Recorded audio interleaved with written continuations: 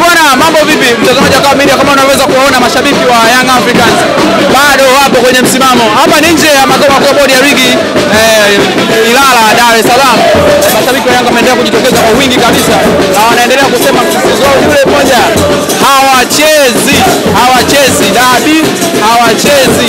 Na kama ulivyotoka mashabiki wa Yanga wamesema kwamba endapo wakitaka wacheze viongozi wajiuzuru. Nafikiri viongozi wa bodi ya ligi wanaweza kuwa tayari kujiuzuru kutokana na dabi hii ichezwe, ama wanataka pointi zao da Young Africans.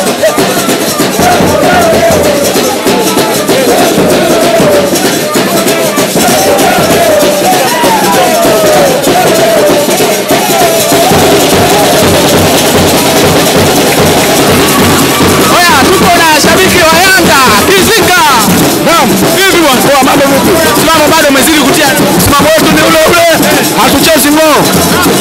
Leo siku leo umeweza kutokeza katika makao makuu bodi ya ligi na viongozi wao wameitwa hapa ili kujadili dabi. Nyie mnaweka gani viongozi wao watatoka na majibu mnawataka nyie? Tupo hapa kwa ajili ya kusubiri majibu yatakayotoka juu. Kwamba tumeshazungumza sisi na viongozi wetu kwamba msimamo wetu ni mmoja.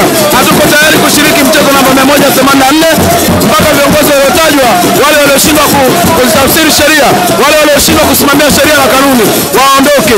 Sasa sisi tupo hapa tunawasubiri viongozi watoke, na tupo hapa kwa ajili ya kusisitiza viongozi wajue kwamba wao wako ndani, nje kuna watu pia. Hatutaki vikao vyao waende wakavifanye peke yao, wakipokea bahasha huko walete tupigawane au hatukwenda. Kwa viongozi wanatoka na majibu tofauti leo wanaondoka.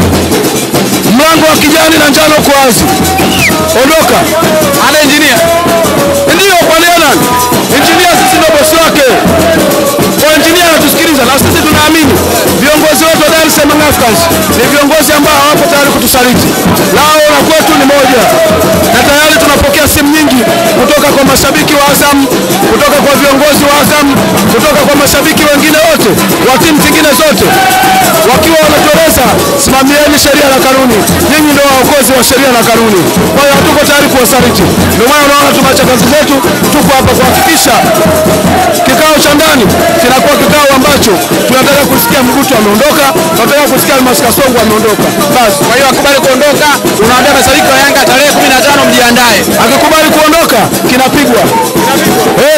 Bwana, nikushukuru sana. Asante sana.